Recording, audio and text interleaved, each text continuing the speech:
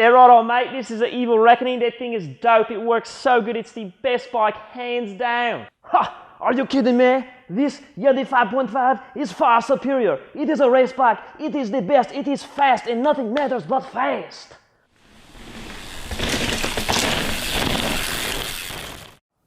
What's up, everyone? Jeff here from Worldwide Cyclery. Just wanted to go over some quick differences between the Evil Reckoning and the Yeti SB5.5. So we're not going to get into all of the numbers and crazy little detail in this video. There'll be a link right below the video here that goes to our blog post on this topic that does kind of do a side-by-side comparison of all the numbers and geometry if you want to look at that. That is important stuff as well, but we're going to kind of talk a high-level overview. So first off, these are obviously both longer travel 29ers. So if you're watching this video, you're probably well familiar with both of these things by this point, and so maybe you kind of decide which one you like, which one you might want to ride, which one might be worth your money, or maybe you're just interested and want to learn more about the bikes. So to kind of start off, you got to look at the philosophy of the company. So Yeti is a race-bred company. That's kind of the motto they've always lived by. They've always sponsored race teams. They've always been very race-driven and race-focused, and over the years had a ton of slogans with, hand-built, race-bred, race this, race that. So that's kind of Yeti's ideology. They've always been going for fast, efficient, lightweight, high-performing race bikes. Evil, on the other hand, is a bit different. Evil's more of that, get out there, have fun, slay the bike park, slash corners, throw whips, huck things to flat. That's kind of the philosophy of Evil. It's a different company, and you can tell that by the branding. When you look at the sites, you look at the people they sponsor, you watch the videos that they make, you can kind of see the differences in philosophy and the ideology behind these two companies. So, and the bikes totally reflect that. So obvious stuff right off the bat because of those things. The Reckoning is heavier, it's beefier, it's thicker, it's probably going to be a bit stiffer.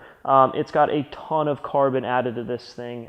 It's a complete beast, which is great. You know when you get on this thing that it is so stiff and reliable, and that's great. And that's a great point that stands behind Evil's philosophy of that. Whereas a Yeti, on the other hand, they go with their race-bred philosophy. So it's lighter, it's much more trimmed down.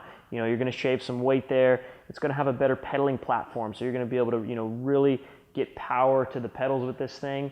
And if you're looking for just a purebred race bike, I would hands down recommend the Yeti. If you told me you're going to Whistler, you're going to Tahoe, you're going to go hit different bike parks, and you're going to pedal the thing uphill every now and then the Reckoning's probably your choice of bike. If you're going to be leaving the ground very often and jumping all the time, Reckoning is probably going to kill it for you. If you're really thinking enduro racing or the longest, most capable travel 29er to race your buddies on the weekends, the 5.5. So both bikes really do fit with the philosophies behind the companies.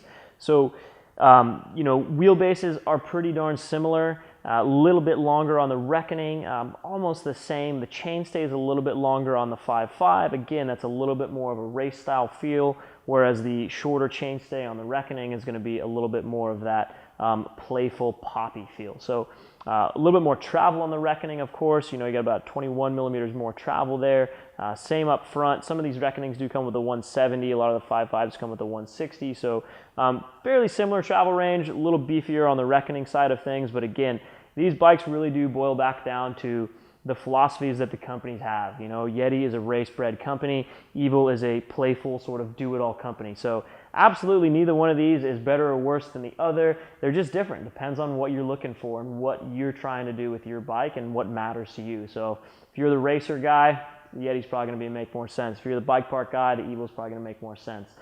They both can obviously do either, but it really depends on what you're trying to get out of a bike. And the best thing you can do, find a place to demo these things. Our shop demos them, depending on where you're watching this. Might be hard to find some demos, but getting to be able to ride these bikes back to back, that's the best way. What I always like to tell people when they're trying to decide between a bike is just get out there, see if you can ride both of them. That's the best thing to do before you drop the money on these things. That way you get to see for yourself. It's all personal preference. I can say all this stuff I want, but when you get on the thing, you feel it and you understand how that bike rides versus the other one. That's what really matters. How does it feel to you? So getting out and riding these things makes a big difference. But that's a quick overview of sort of the differences on those bikes. Again, link below in the video if you want to look at all the technical stuff as far as head angles and chainstay length, wheelbase, bottom bracket heights, all that sort of stuff.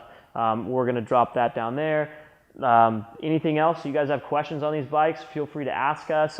Both of these are actually demo bikes for our shop. We've all ridden these. We've got customers who ride these. I think several employees have each one of these. So two very popular bikes right now out of the stuff that we carry, because longer travel 29ers are definitely taking off. People are realizing how fun they are. They're jumpable and they're capable climbers, and it's just that style bike is really taking off right now. So feel free to give us a shout with any questions. If you guys like the video, we'd love if you could subscribe, hit that thumbs up button, and check out some more of our content. We got plenty of it.